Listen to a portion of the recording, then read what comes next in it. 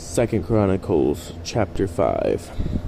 So all the work that Solomon had done for the house of the Lord was finished, and Solomon brought in the things which his father David had dedicated, the silver and the gold and the furnishings, and he put them in the treasuries of the house of God. Now Solomon assembled the elders of Israel, and all the heads of the tribes and chief fathers of the children of Israel in Jerusalem, that they might bring the ark of the covenant of the Lord up from the city of David, which is Zion.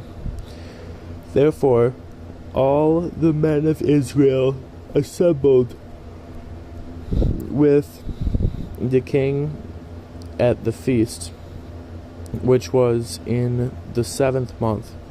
So all the elders of Israel came, and the Levites took up the ark. Then they brought up the ark, the tabernacle of meeting, and all the holy furnishings that were in the tabernacle. The priests and the Levites brought them up.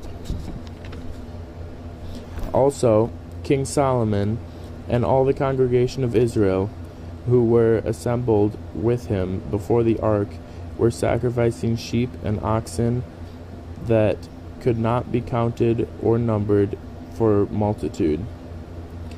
Then the priests brought in the ark of the covenant of the Lord to its place, into the inner sanctuary of the temple, to the most holy place, under the wings of the cherubim. For the cherubim spread their wings over the place of the ark, and the cherubim overshadowed the ark and its poles. The poles extended so that the ends of the poles of the ark could be seen from the holy place in front of the inner sanctuary, but they could not be seen from outside. And they are there to this day.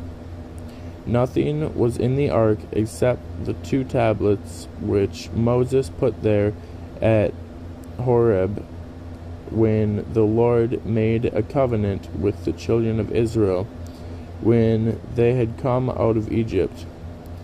And it came to pass, when the priests came out of the holy place, for all the priests who were present had sanctified themselves without keeping their divisions, and the Levites were the singers of those of Asaph and Heman and Jeduthun, with their sons and their brethren, stood at the east end of the altar, clothed in white linen, having cymbals, stringed instruments, and harps, and with them 120 priests sounding the trumpets. Indeed, it came to pass, when the trumpets and singers were as one, to make one sound to be heard in praising and thanking the Lord, and when they lifted up their voice with the trumpets and cymbals and instruments of music, and praised the Lord, saying, For he is good, for his mercy endures forever, that the house of the Lord was filled with a cloud, so that the priests could not continue ministering because of the cloud, for the glory of the Lord filled the house of God.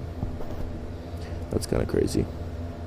I also imagine when people start coming together with like instruments and voices, it's kind of like a musical where they all know what they're supposed to be playing and what they're supposed to be singing automatically. Just like, let's just start singing this song that nobody even knows each other. We're just coming together to praise God.